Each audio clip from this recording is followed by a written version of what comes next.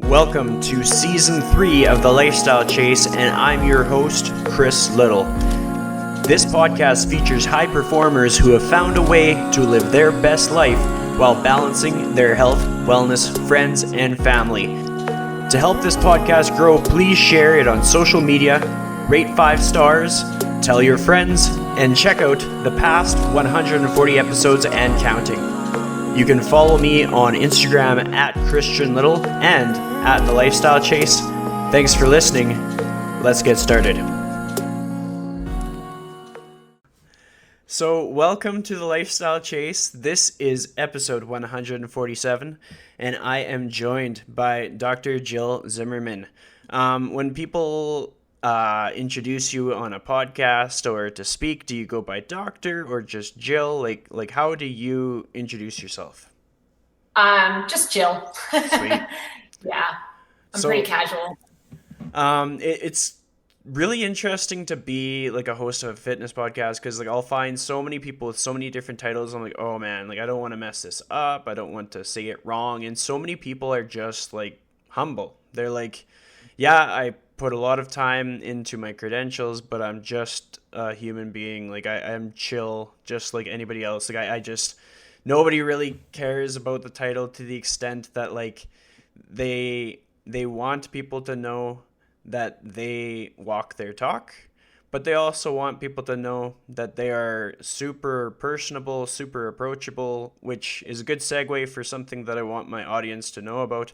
You are the master of making reels on Instagram. Like, that is a huge part of what got my attention. I was like, holy crap, like, she's really good at this stuff. Like, you just have a good handle on humor, and then you're able to deliver the message very concisely, and it's valuable to a person like myself, valuable to anybody that thinks my stuff is valuable. So if they're not already following you, they should, because your reels are fire. Thank you. I appreciate that. That's something that's pretty new to me. I just, they're pretty new in general, and then I kind of just started them, and I actually really enjoy making them, which is maybe that kind of shows through, but I find it's pretty easy for me. Let's just say it's something that comes naturally. So whenever you're naturally good at something, you tend to do it more. So I kind of like you said, I just like to have fun with it, but still try to put out a really educational message at the same time. Well, I think that's important, like, especially in an industry that many people describe as being like saturated. They're like, oh, it's just everybody pumping out the same stuff. Like, if you're going to do something, it should be something that you enjoy. And it doesn't matter if like it's kind of like there's more than one way to do anything. And so if your approach is not enjoyable for you, but you feel obligated to do it, like if somebody just genuinely doesn't like making reels and somebody told them they had to make reels to like succeed, well, if they don't want to, don't do it. But when you're actually enjoying what you do, like there is the one where you're going through all the different like massage and chiro and acupuncture, and just how it was a vicious cycle, how you would have to go back to it if you weren't changing up your exercise selection, etc. Like that just seemed so natural, and because it seemed natural, I like was more inclined to watch through for the full thing, because I was like, oh no, like she is just being herself and just bringing the point across of the value of what she does. She's expressing the value of what she does to her audience in a way that is natural, in a way that other people can pick up on, which I'm going to segue this into. Now is your opportunity to tell my audience what you do, what makes you who you are, and like what you're proud of. Yeah, I mean, that was a really good example. If you haven't seen that one, go ahead and watch it. But I like to use the reels as opportunities to show relatability, and that's kind of what I do in my profession. And I like to be relatable. I like to tell stories that other people have experienced to people who are just coming to me now with the same story, and just reassure them that is normal and okay, and this happens a lot, but we're going to make it better for you. And so just trying to like make people feel like, oh, I'm not weird that this happens to me, and there is an answer. And maybe she has the answer, maybe she doesn't, but if she doesn't, she's going to make sure that I get to the right person who does. So with my, I'm a physical therapist. I run sort of a hybrid PT and training studio, and that's what I try to do. I try to be sort of that advocate for people, where I'm taking people who have had, you know, kind of tough to solve problems, or, you know, I just don't feel listened to, or, you know, I go to the doctor and they don't even like touch me or look at my knee, or, you know, and I went to a PT and just a waste of time. And, you know, I just want an answer quickly, and I want to get the problem. And if I can't do that for them, then be that person's advocate and help them find the right people for them, you know? So that's, I just try to be, go a little bit above and beyond what, people might experience from a typical experience with, you know, a healthcare practitioner in our medical system, which is hit or miss sometimes. Yeah, and it's cool to just have like that general vision for anybody in any profession that you work, is like just go above and beyond. Like it doesn't take much more effort on our part, no matter what we do, to think, okay, how can I just give a little bit extra to this person? Like the value in that is pretty incredible, because like whether it be referrals or whether it be the sense of purpose that we have doing a career that can be quite challenging at times, just if anybody is like listening to this and they're like, what is one thing that I could do differently that would improve upon my where I'm at now? And it's like, look at the person in front of you right now and think, how can I give like 10% more for no reason, for no expectation? Just what do I have that's 10% more of what they expect me to offer them, kind of thing. Yeah. And I think it's, you know, it's being empathetic, and it's being, there's a lot of above and beyonds that you can do for people. And you're right. Like it does give you a sense of sort of that you're doing a good thing, but also it gives them trust in you. And that is very powerful. And if you are running your own business, that is what helps get referrals. It helps word of mouth business. It helps keep bringing new people in the door as they go tell a friend, like, you got to see Jill, she's great, you know, or Chris, he's great. He's, you know, he's done so much more to me than anybody else, you know? So just being that person, you know, and it's little things like, people ask me for like, hey, who should I go to see a dentist? You know, like, it's like, they want to know, like, they want me to like find their people for them, because they trust my opinion, and they trust that I want what's best for them, you know, and I do, but that's the sort of relationship that you need to build that's above and beyond your skill set. Okay. So that's kind of how I look at it. Like, I don't know everything. Like, I'm not the best physical therapist in the world, but I have a strong business because I combine the skill set that I do have, and the education and the knowledge that I have, with that other piece of the puzzle, which is personal relationships with people. Absolutely. And if you don't have that's something that, if it doesn't come naturally, you need to work on it. You know, it's important, I think. Definitely. So I often take my guests through the time machine, and the number that I've come up with you is 15 years. So we go in the time machine, we go back 15 years. Where does that put you? What's life like? Oh, what year are we in now? Well, that should be obvious. 2020. So okay, this is an interesting year. 2005, I graduated from college that year. And so I graduated with a kinesiology degree, and I had been accepted to physical therapy school that started, I think, a week or 2 weeks after I graduated. So I packed up all my stuff and I moved. It was just like a city down the road, so it was like an hour away. So I moved and started PT school, which was a 3-year DPT program that went straight through pretty much you got vacation, stuff like that, but it was a 3 trimester curriculum. for 3 years. So it was, all my friends are like starting jobs and making money, and I'm like taking on more debt, which is more common now than it was then. But back then it was like, I want to start working and making money. But I knew this was the ultimate path to what I wanted to do. And I just kind of wanted to knock it out.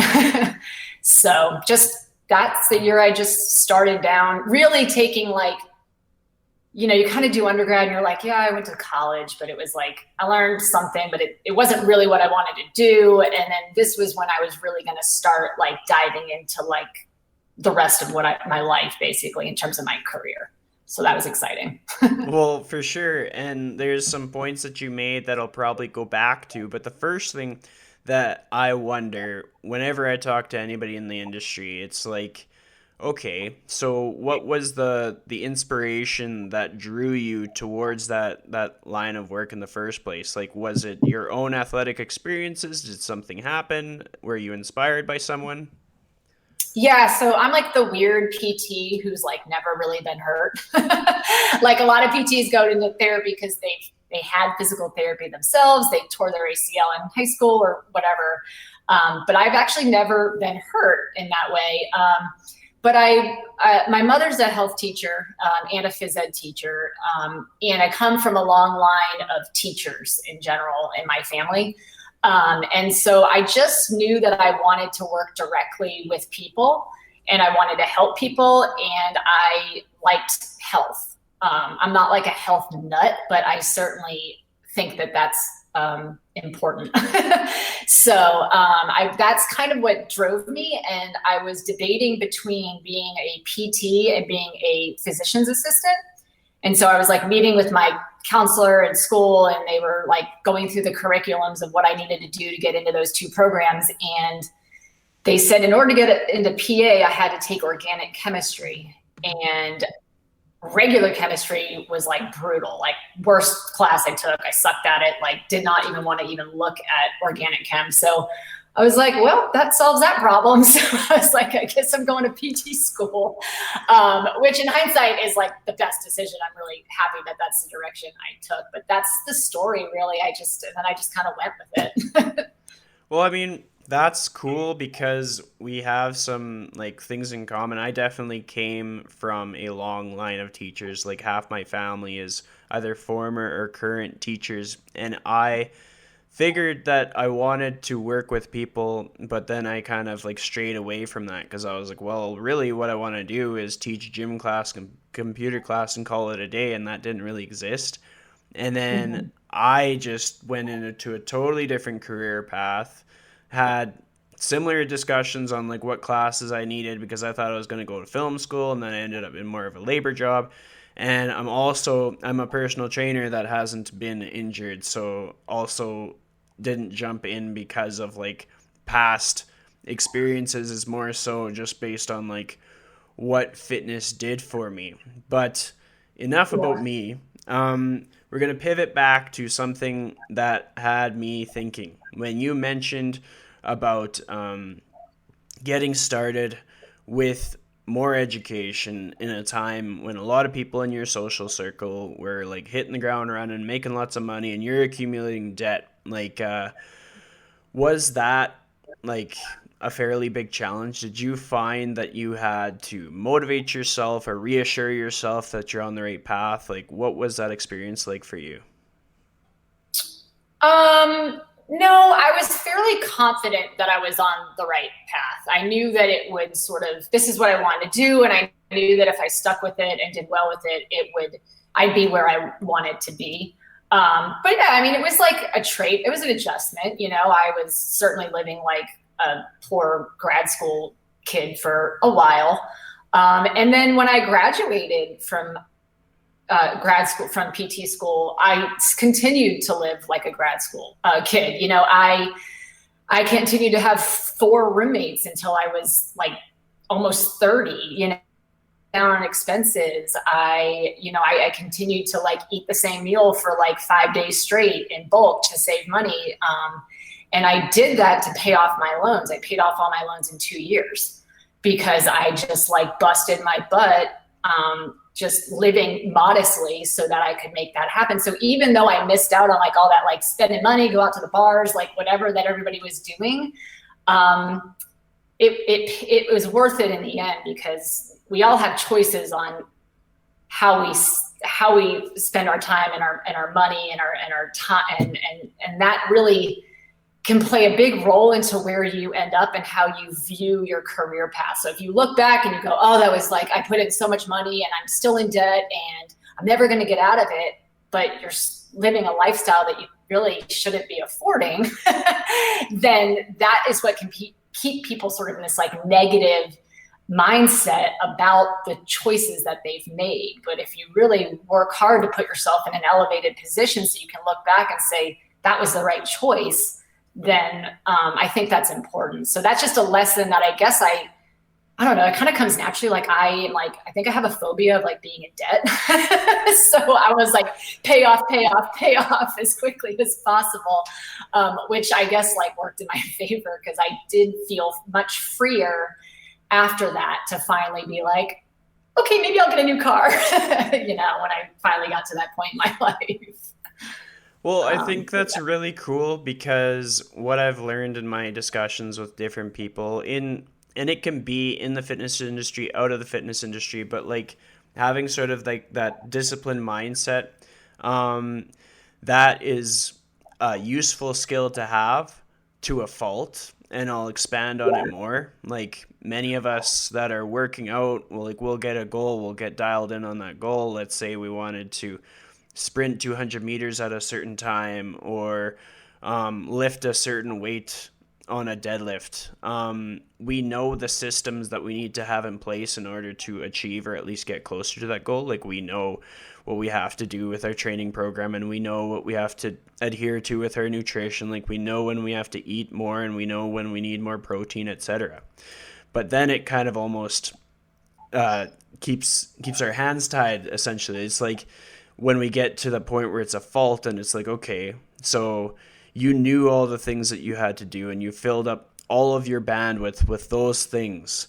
And then what happens like when that thing gets taken away, or what happens when something doesn't go according to plan? Like what do you have to fall back on? And to expand on it more, like being in this year of 2020, so many things that used to be kind of in our control got kind of taken out of our control, sort of thing. Like whether it be a person's access to their facility, or a person's access to the people that they work with. What have you had to do to sort of navigate those terrains? Like essentially you're disciplined, you know how to get to your goal, but when life throws you a curveball, what are the strategies that you've had to gain or learn, or that you've paid attention to this year?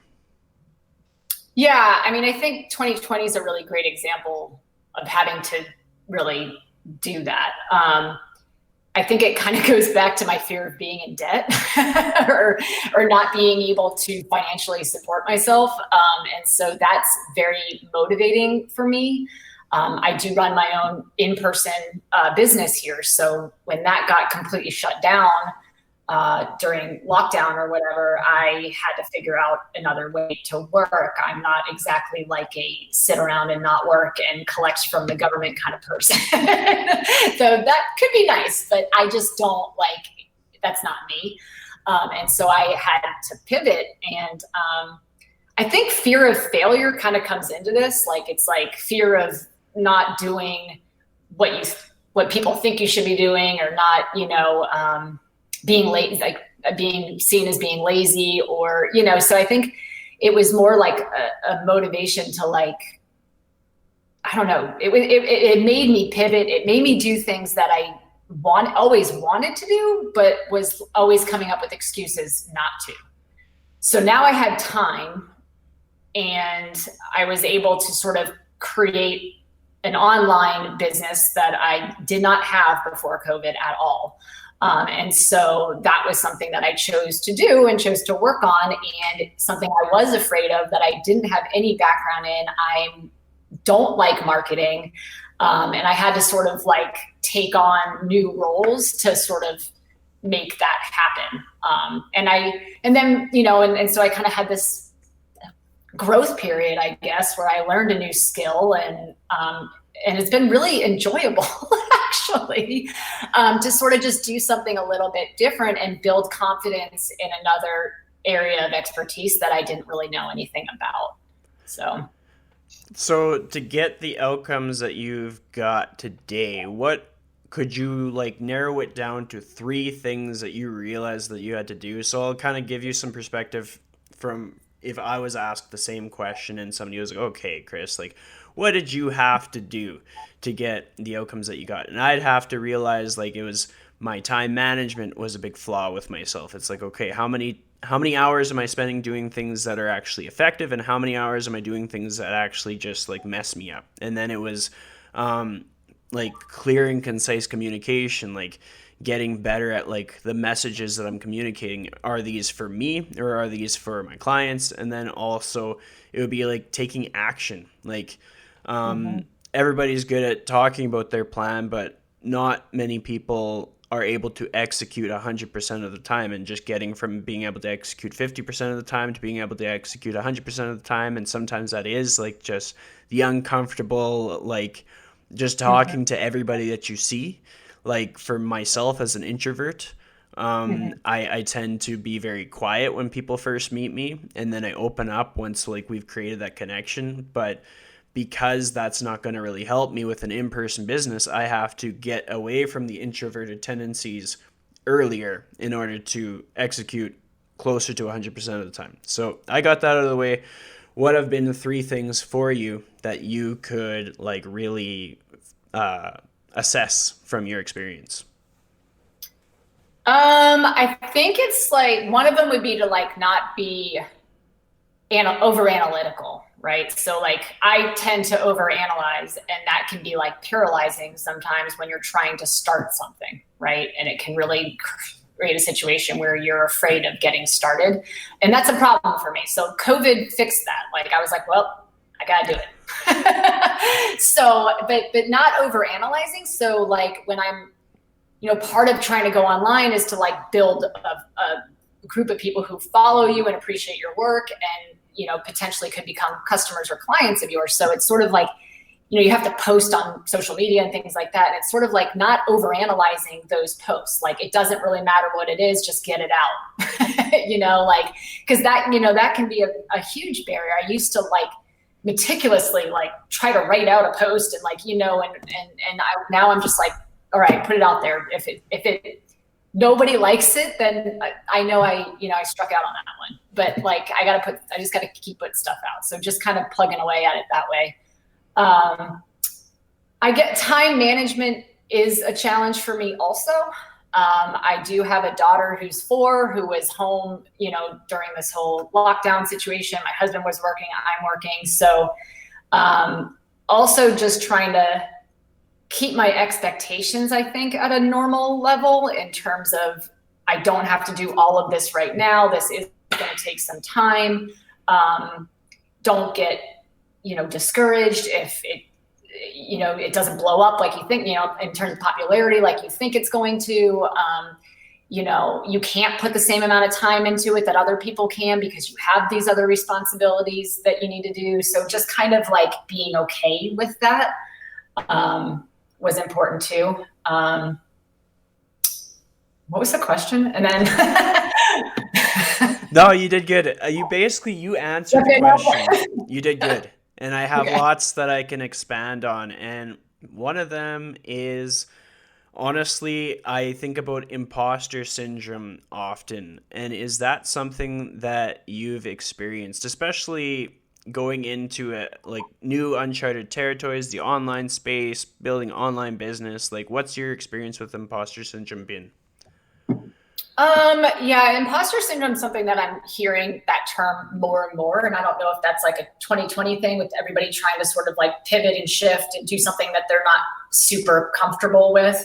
Um, and it is something that I do struggle with. I think in terms of like social media is so blindsided, right? Like only see one part of it, right? But you don't see, the other side of how difficult it is, and how like you aren't super confident all the time, and how I'm trying to do all these really athletic movements, but like some of them I kind of suck at, and I'm not the greatest example. And my back does hurt, and my hip hurts sometimes, and I have neck issues, and like that. Those type of things seem imposterish to me, because here I am supposed to like tell you how to fix all these issues, and I'm constantly sort of like having to deal with them myself on and off, and just like everybody else, really. And you just have to sort of remind yourself of that like nobody's meant to be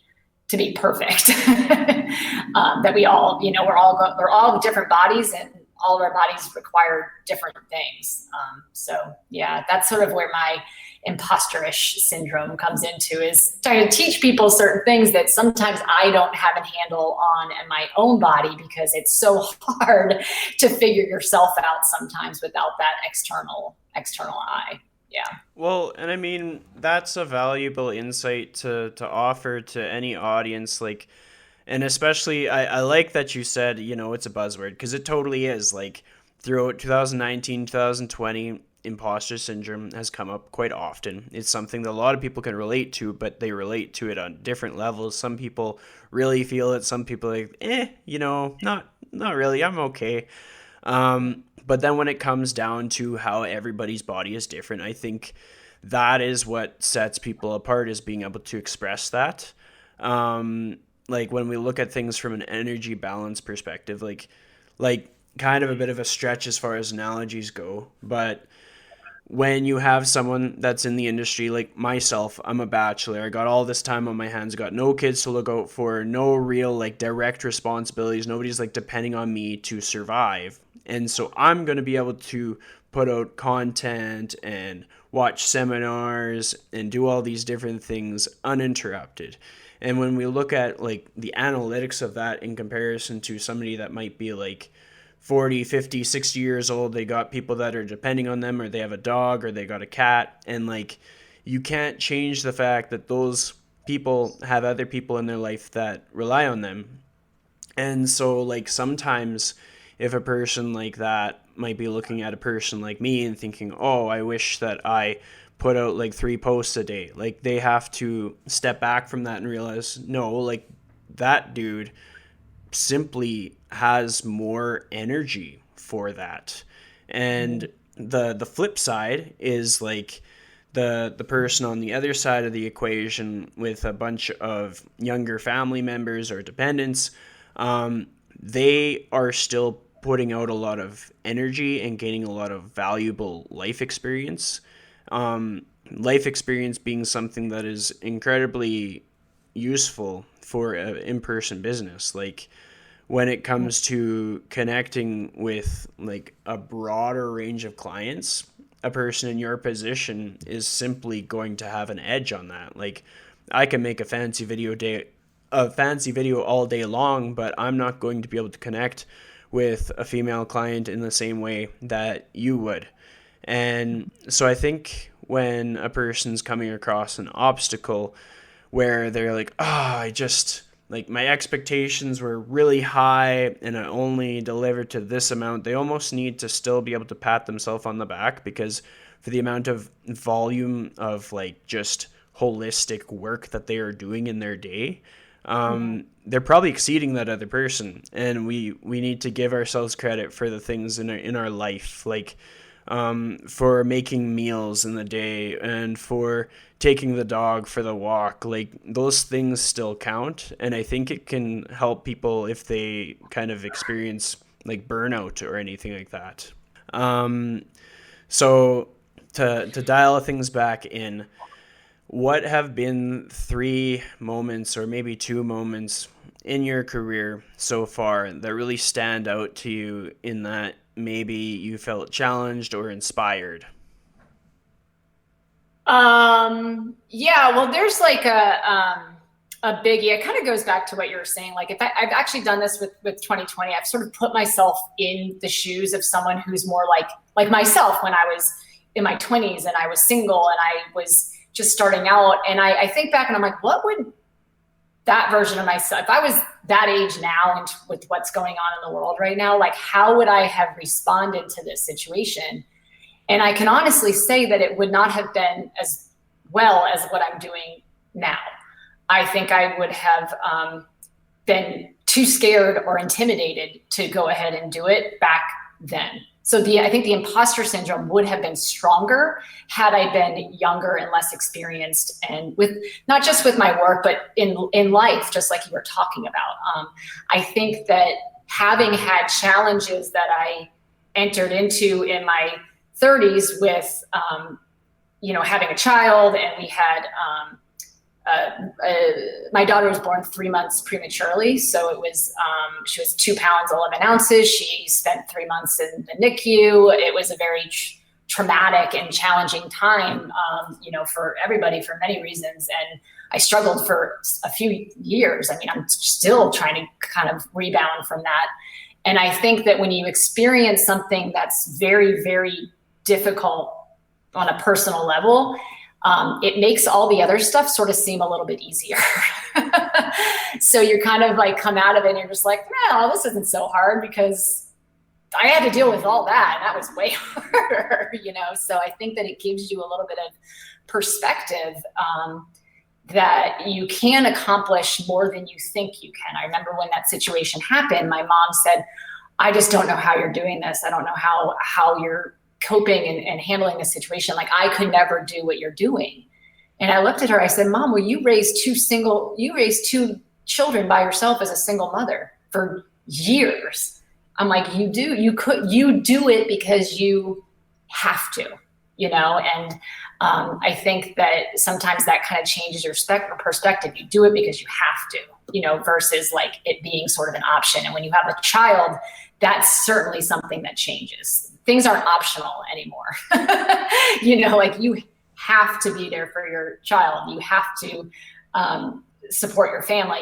There's a lot of different things that, I don't know, I guess give you empowerment that I didn't necessarily have before. So challenges, I think, and adversity can help us get into a place where we can kind of overcome more, I think, or be confident to do so sometimes. Yeah. Well, I mean, it's necessary. We have to kind of like be at the bottom where we have to figure out how to climb our way up in order to be proficient in climbing our way up over an extended period of time. Something that stood out was just like your communication with your mom and how you had to remind her like what she was able to do. Have you ever had to offer that kind of perspective to people that work with you where they're kind of like reflecting on their abilities in a dimmer light and you have to kind of remind them like, hey, you were here last week and you did this thing, so give your head a shake? All the time.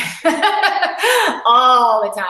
People are constantly doubting themselves and I'm not making progress and I suck at this and blah, blah. And I'm like, do you even know where you were when you first walked in this door? They don't remember. And I'm like, you have no idea how much more you can do. And I have to remind them, like, when you came in here, you couldn't walk a block. Now you're going for 30-minute walks and you're having no pain. And you couldn't even walk because you were just debilitated back. It's like kind of putting it in perspective, and they go, yeah, I do recognize that now. And they really recognize it, I think, also when they kind of get out of a habit of moving and being fit, and maybe they go on vacation or whatever, and they come back and they see, and I work with my in-person group of people is actually a lot older than sort of who I see online. And so, they really do see the effects of time and inactivity and what that does to their body, but they also see how quickly it returns when you get back into it versus if they let too much time go. So I think that's really cool that they start to sort of recognize how impactful their movement is on their overall health, For sure. And when it comes to like a client's reflection, like if you weren't there to remind them what it was like say like a year ago when they first started working with you, or something like that, like do you have tools that you offer them? Like my tool that I offer is, I'm like, hey, like pay attention to your Facebook memories and reflect on them from time to time. Because sometimes when you look back, because Facebook memories, they're automated, like they're always going to happen as long as you're active on social media. It's going to pop up, and then you're like, oh, that was the day that I first went to the gym. How did I feel that day? Pretty crappy, or I could only do this, or I felt like this when I looked at myself in the mirror. Like so many different examples from so many different people. But have you found that you've had anything to kind of share with clients that they can, like, if they're out on their own, that they can be like, oh yeah, like go do this, and then I'll kind of remember, it'll be a nice refresh to kind of keep me on track? Yeah, not really. I think just like the walking was a good example of just like, oh, like you could only walk a block when you first came in here. But I think they almost honestly do it on their own. They'll come back and be like, I went on a trip and I like climbed this mountain and like this hill with my grandkids and like nothing hurt. I felt great. Like I wasn't even winded, you know, and they kind of like their memories refresh themselves. And it's this realization that like, I haven't done that in like years, you know, like, and here they are like 10 years older and doing more than they were when they were 10 years younger, you know, and I think that's really cool. And so that's, I think they sort of, they tend to recognize it on their own because it's so different and powerful from what they experienced in their past. You know, when you're healthier in your 70s than you were in your late 50s, I mean, that's pretty awesome. Well, it's super cool to see. Like I found in my experiences in a gym in Edmonton, Alberta, Canada, I've found that some of the most elderly workout enthusiasts have had an experience like that, and that's what drives them to be so passionate. Like that's what gets them out of bed to work out at 6 a.m. It's because like they had like a TSN turning point moment in their 50s, and maybe they backed off on alcohol, maybe they started going for walks, maybe they changed their job, but whatever it was kind of gave them this big like momentum, something that they didn't want to go back to, that other version of themselves. And it's just like so crazy, so inspiring to see what people are truly capable of Yeah, what when. I it's mostly pain that bring obviously because I'm a PT, it's pain that bring people into me. So they're getting into their 50s and that's when they're starting to notice that these aches and pains aren't really going away, you know, and so they're like, I got to change something. And that's what it's exactly what it is and that is their motivation, because when they start to slack off a little bit, they go, yeah, my back's starting to hurt again, or yeah, this knee, you know, and so it's very quick that they will turn around and get back on the program because they don't want to go back to that place that they were, because they know, they realize and recognize how far they've come. Absolutely. Have you ever worked with someone that had reluctance to kind of get started? Like maybe they were having pain, maybe they knew it would be helpful, but there was still something holding them back? All the time.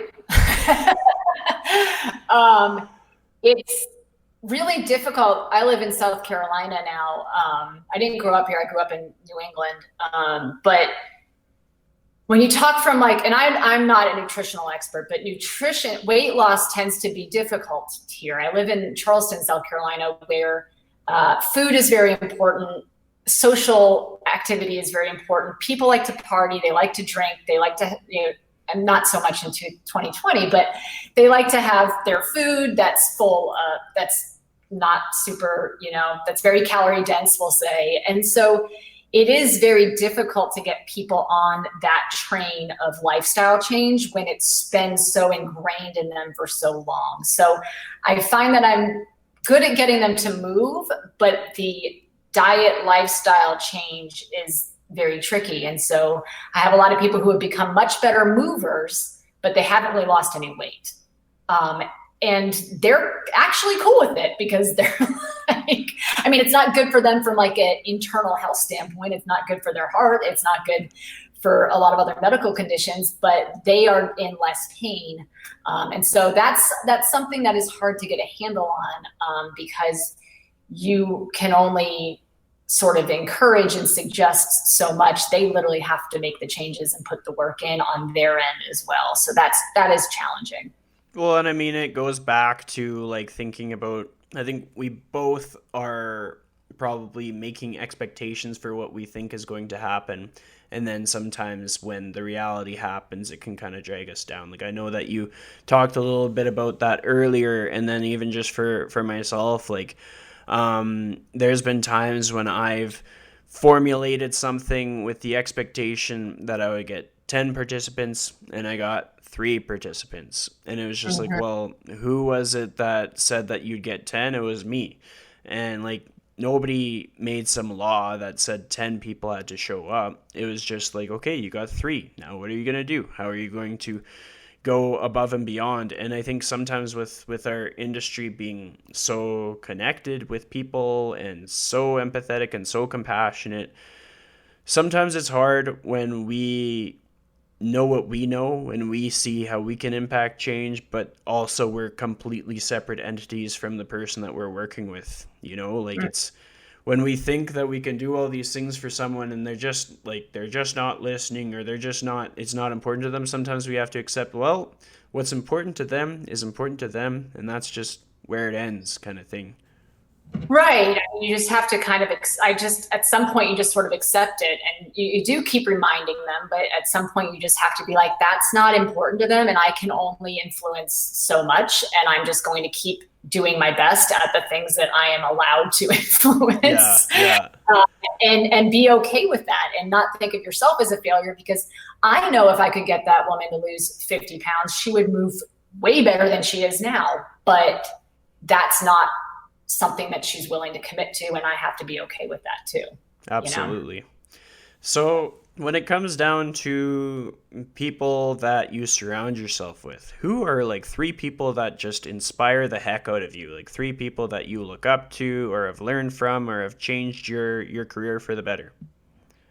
Yeah, well, I would say the first one is Katie St. Clair, who I think you had on your show. Katie and I met, she lives in Charleston too, and we met a few years ago, and started taking PRI courses together and sort of developed a professional relationship and now a really good friendship. And she is somebody that has really helped taught me so much about the fitness industry that I didn't know.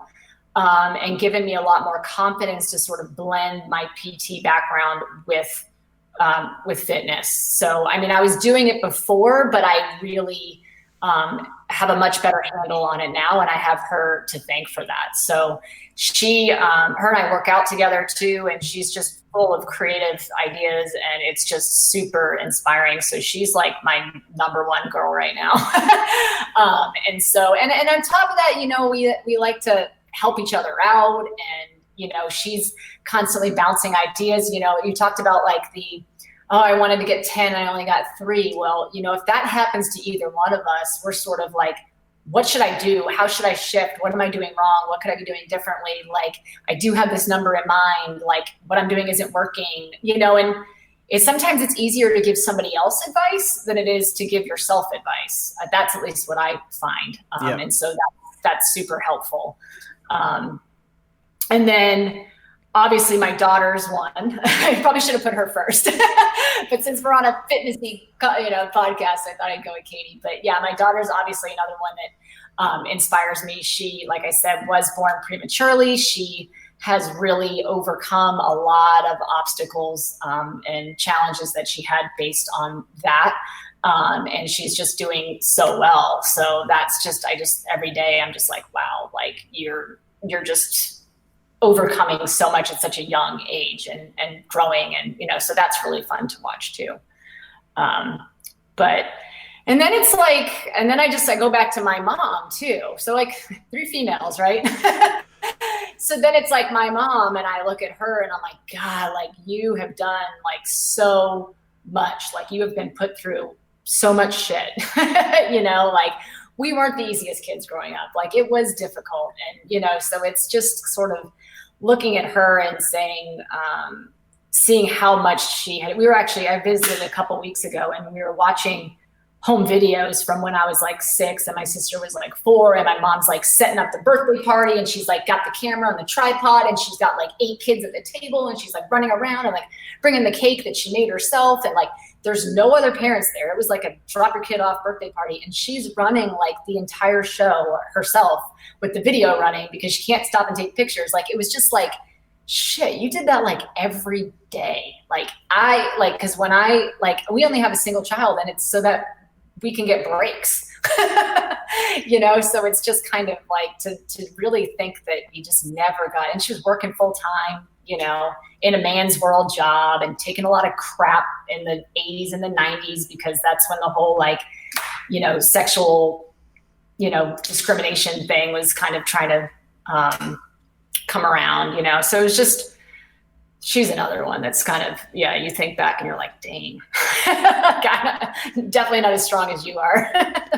Well, so many important things you highlighted there. Like sometimes a person might think, okay, who inspires me? And then they'll think of all these like published authors, like people that they've never met in real life. And it's like Right, when we're looking for our inspiration, we don't have to look that far. And right, in a lot of cases, like it could be our parents or our guardians. Like I know I look up to my parents big time. Like they listen to my podcast, they'll hear this shout out. And it's like apple doesn't fall far from the tree. They kept me alive for many, many years, and they must have had some strategies that they used to do that. And then just as far as like you reflecting on the amount of things that your mom would do to raise you, like that's why it's valuable for me as a podcast host to get like females on the show, because like your typical dude doesn't have to juggle nearly as much stuff. So if you get a female on the show, very high likelihood that in some way, shape, or form, some aspect of their life or what they have to deal with in their life is going to have implemented some efficiencies. So me as a total bro, I'm like, okay, if I want to be efficient, do I learn from the dude who doesn't really have to be efficient, or do I learn from the female who has had to really refine things to be able to fit all the same things into 24 hours? And I'm like, I'm on to something. I'm going to get as many female fitness professionals on this show as possible, which is challenging. But like, I think it's like if somebody doesn't have females that they're looking up to, they're missing out. And I like that all three of yours were females because that makes sense. Like, dudes look up to dudes, females look up to females, but if you can diversify your circle as much as possible, and this goes with like what people look like, their abilities, their preferences, everything. Make sure your circle includes people who are like you, but then also people who are not like you. Because if it's just this big echo chamber, what are you going to learn? You're just going to be able to do the same thing you were doing before, but louder. But if you have a lot of different people in your circle, then you're going to be able to work on your weaknesses like the online space, or that's how introverts become a little bit more extroverted, or that's where people learn like, oh, that was a good way to connect with a client, you know. right, right. So when it comes to this year coming to a close, have you been setting goals for yourself? Like, do you set 1 year goals, 2 year goals, 1 week goals, anything like that? Yeah, I'm a really terrible goal setter. That's like that is a pitfall for me. I would be completely honest. And when I do set goals, it very much keeps me on track. Um, right now, I'm sort of, because I started my in-person business back up after sort of things started opening back up again, and I got out of the online space in terms of like teaching courses and things like that. I kind of, when I was marketing and trying to get those set up, I was like very goal oriented. Like, I'm going to do this today. And now it's sort of just like, oh, I'm back at work. And like every day is kind of like the same. And I don't have this like direction right now. And so I need to get back at setting some goals, and really deciding what I want to do. And then, because there are a lot of things I want to do. And maybe that's the problem. There's like too many things. And then I'm overwhelmed by like, which one do I do first, and which one's going to be, have the most impact. And, you know, and then I just don't get started on anything. So I think that, my answer is I don't have any goals right now. And you reminded me that I need to. So thank you. Oh, you're welcome.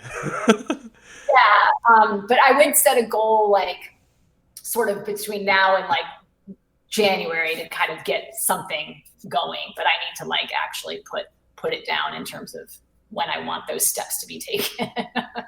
Well, I mean, there's still like a flip side to the whole thing because we know that you're very like structured in that you know what you need to do to get like the desired outcome. Like we talked about reducing your debt after the loans, and we talked about like needing to do something just because you had to do it, sort of thing. Like being a parent or the gym's closing, all these different things. So to some degree you are on track for your goal because you would have like structure to your life. You'd have certain things that just take place, rain or shine. What are those things? Like I've reflected on them as non-negotiables in the past, and it's just things that like no matter what is going on in the world just have to happen, whether it's career or life. What would you say are your top 3 or 4 non-negotiables that have to happen in a week?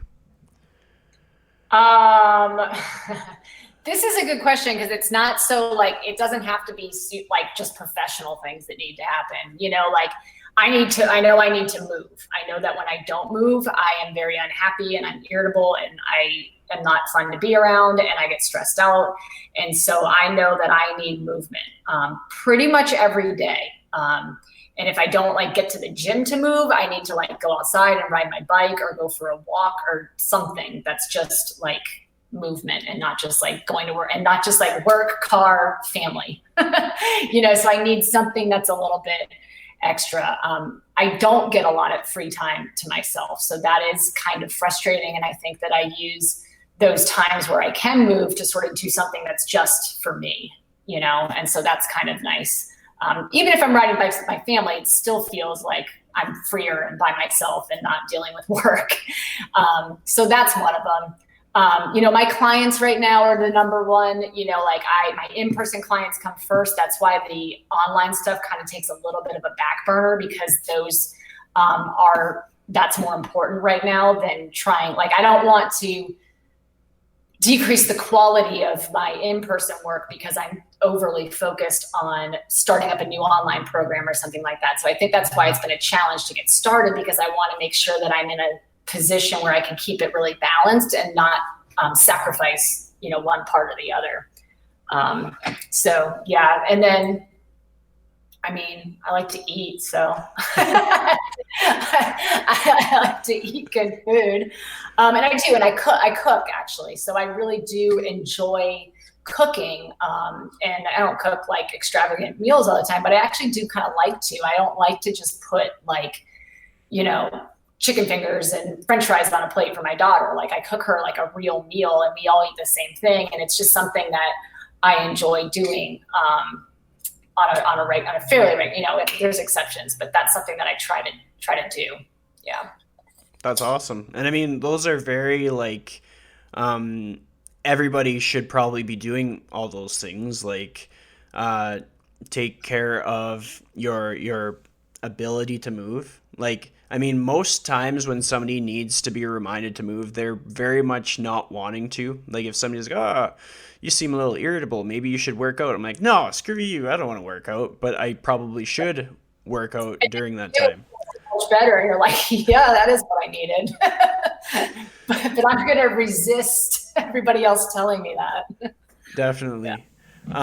So one last thing that I get all of my guests to do for my audience is I get you to set them up with a challenge for the day.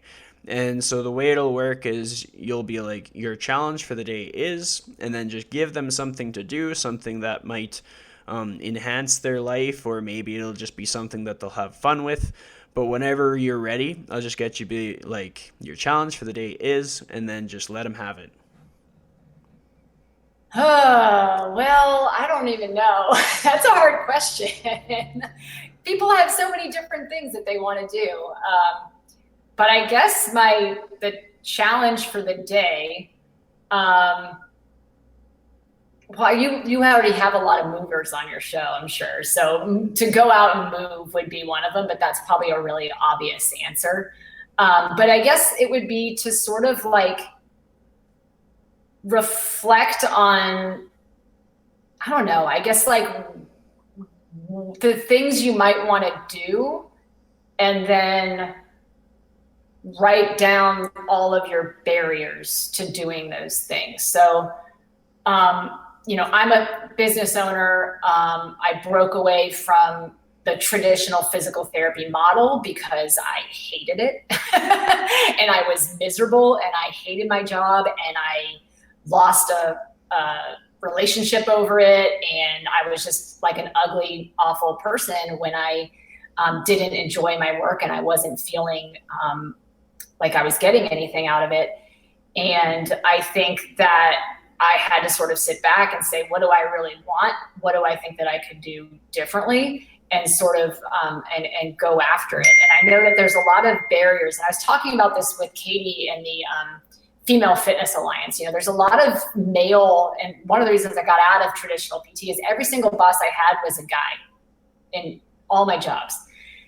And I just found it really weird that like I come from a very female dominated career path. I mean, my graduating class was like, there were like 5 guys in my class, And so, but why are all the owners of these businesses men when there's so few of them in relationship, right? And I just, it's like, well, if you really think like, well, how come a guy can do it and a girl isn't? And, it's like women are like, oh, I don't have time, or I'm paying off my loans, or, and they come up with like all these reasons. And I'm like, yeah, but those are the same reasons that guys have. Like they all have the same reasons. Why are they doing it and you're not? So sort of coming up with your barriers of what you feel like you can't do this because of this, and trying to figure out if that's actually true or not.